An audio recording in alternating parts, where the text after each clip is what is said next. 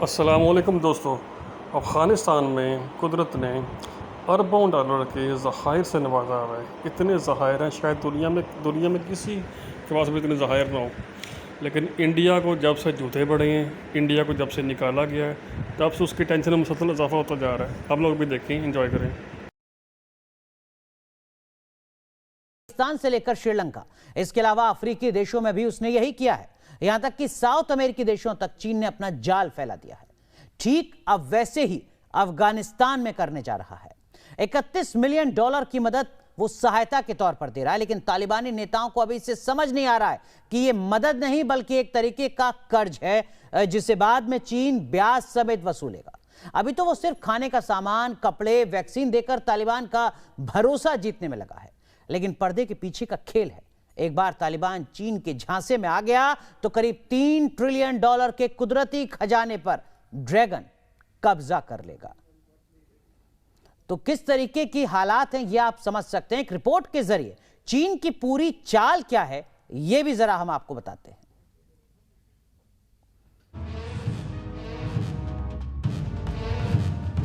जिस वक्त तालिबानी नेता चीन गए थे, उस वक्त ये तय हो गया था कि चीन कुछ बड़ा खेल करने में जुटा है और 1 महीने के अंदर ही चीन की चालबाजी सामने आ गई। तालिबान को 31 मिलियन डॉलर की आर्थिक मदद के बदले ड्रैगन अफगानिस्तान की दौलत लूट लेना चाहता है। ड्रैगन ऐसी चाल चली है जिससे उसके मंसूबे खुलकर जाहिर हो गए हैं। जो उसने पाकिस्तान के साथ किया वही अफगानिस्तान के साथ करने जा रहा है। चीन तालिबान को मदद के नाम पर अफगानिस्तान में निवेश कर रहा है। आज जिसे चीन मदद बोल रहा है, कल उसे कर्ज का नाम दे देगा और यही चीन की चाल है, क्योंकि उसकी नजर अफगानिस्तान की अकूत दौलत पर है। अफगानिस्तान की धरती में करीब 3 ट्रिलियन का खजाना छिपा है, जिसमें तेल, गैस का भंडार, खनिज संपदा का भंडार, दुर्लभ खनिजों का भंडार मौजूद है। अफगानिस्तान की पहाड़ियों में कॉपर, सोना, चांदी, बॉक्साइट, आयरन, तेल, गैस का बड़ा भंडार भी है। अफगानिस्तान में सल्फर, जिप्सम, मार्बल और बेशकीमती पत्थरों के खदाने भी हैं। जो भी इन खनिजों को निकालेगा वो माला माल हो जाएगा, जिस पर चीन नजरें गड़ाए बैठा है। अफगानिस्तान में कुछ ऐसे दुर्लभ खनिज हैं जिनका सबसे बड़ा भंडार अफगानिस्तान में ही है, जिसमें से एक लिथियम है। मोबाइल और कार की बैटरी में इस्तेमाल होने वाले लिथियम के बारे में कहा जा रहा है कि 2040 तक इसकी मांग 40 गुना तक बढ़ जाएगी।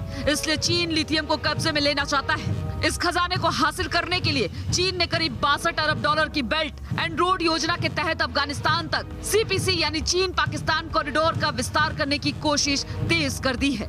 एक बार अगर बेल्ट एंड रोड परियोजना बन जाती है तो फिर अफगानिस्तान की खनिज संपदा को चीन के हाथ में जाने से कोई नहीं रोक सकता है। Team news nation. तो दरअसल में चीन अफगानिस्तान पर या कहिए तालिबान पर मेहरबान क्यों है, ये समझने की कोशिश करते हैं। इस वक्त हमारे साथ रक्षा विशेषज्ञ पीके सहगल साहब जुड़ चुके हैं, जिनसे समझने की कोशिश करते हैं कि दरअसल में अफगानिस्तान में चीन के मंसूबे के पीछे का मंसूबा क्या है। पीके सहगल साहब, आखिर चीन तालिबान पर इतना मेहरबान क्यों है आपके मुताबिक?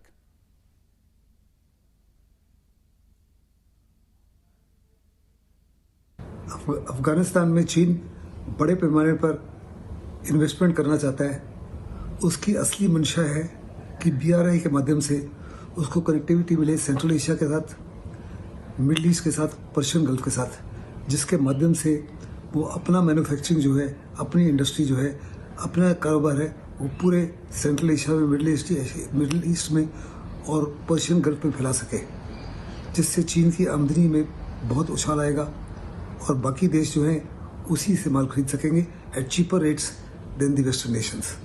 साथ ही साथ उसकी कोशिश है कि जो कपल ऑफ ट्रिलियन डॉलर्स का वहाँ पे मिनरल्स हैं, खास करके लिथियम जो इलेक्ट्रॉनिक गुड्स के लिए बहुत लाजमी है, उसको काबू करे, उसको एक्सप्लॉइट करे। वहाँ का गैस को, ऑयल को, रेयर अर्थ्स को जो बहुत महत्वपूर्ण है उनको एक्सप्लॉइट करे।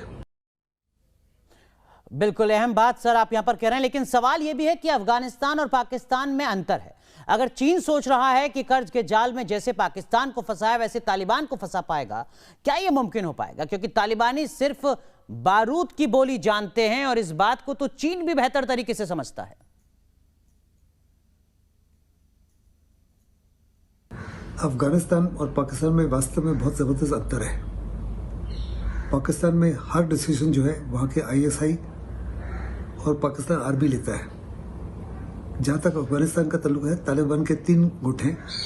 एक गुट जो है वो कम्प्लीटली प्रो पाकिस्तान है, दूसरा गुट है वो प्रो चाइना है जिसको बरादर हेड करते हैं, और तीसरा गुट है जो इन दोनों गुटों से ज़्यादा मजबूत है, वो कम्प्लीटली प्रो अफगानिस्तान है।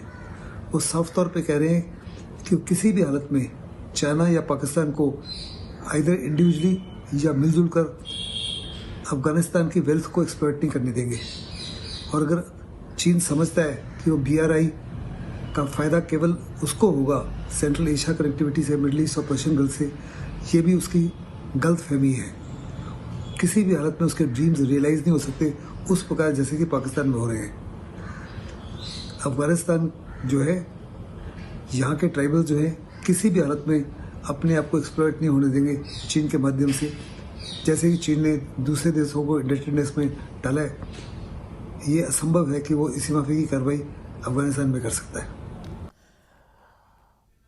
तो अहम बात यहां पर रक्षा विशेषज्ञ PK सहगल साहब बता रहे हैं। हालात किस तरीके के हैं समझे जा सकते हैं। अफगानिस्तान की खनिज संपदा में सोना, चांदी, लोहा, कोबाल्ट, तांबा जैसे धातुओं का भंडार है, तो वहीं सल्फर, जिप्सम, मार्बल जैसे खनिजों का अंबार है। यानी दुनिया में इमारत से लेकर सैटेलाइट तक इस्तेमाल होने वाले प्राकृतिक संपदा से कुछ ना कुछ अफगानिस्तान से मिलता है।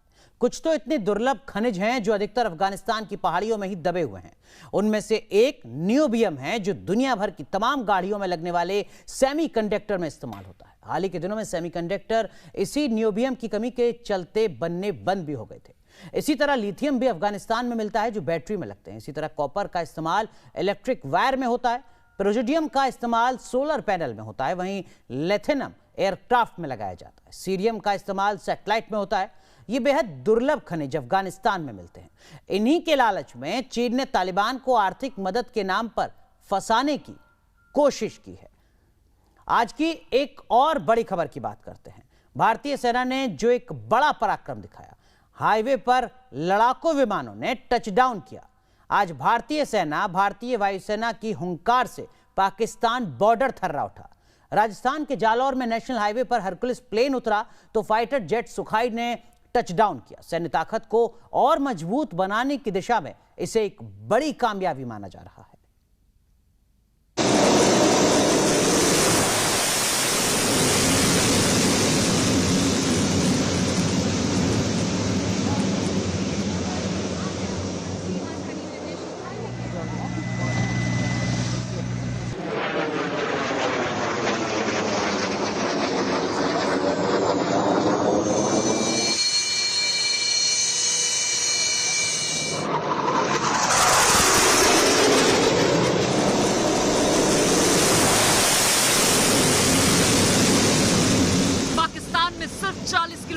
वायुसेना की बड़ी हुंकार।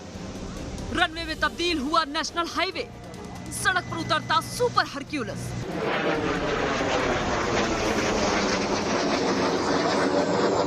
अत्याधुनिक फाइटर जेट सुखोई का टचडाउन और जगुआर की लैंडिंग की गड़गड़ाहट से थर्राता इलाका वायुसेना की बढ़ती ताकत की तस्दीक कर रही है।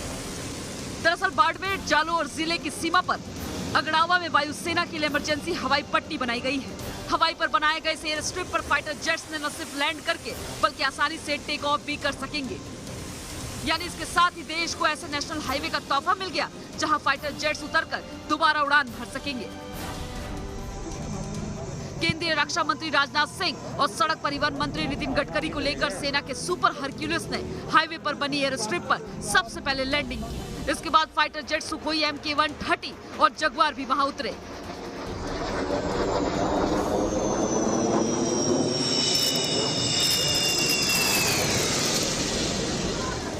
बाड़मेर के नेशनल हाईवे पर 3 किलोमीटर में एयर स्ट्रिप के उद्घाटन के साथ ही राजस्थान यूपी के बाद ऐसा दूसरा राज्य बन गया जहां से इमरजेंसी में फाइटर प्लेन्स हाईवे पर उतरकर दोबारा उड़ान भर सकेंगे।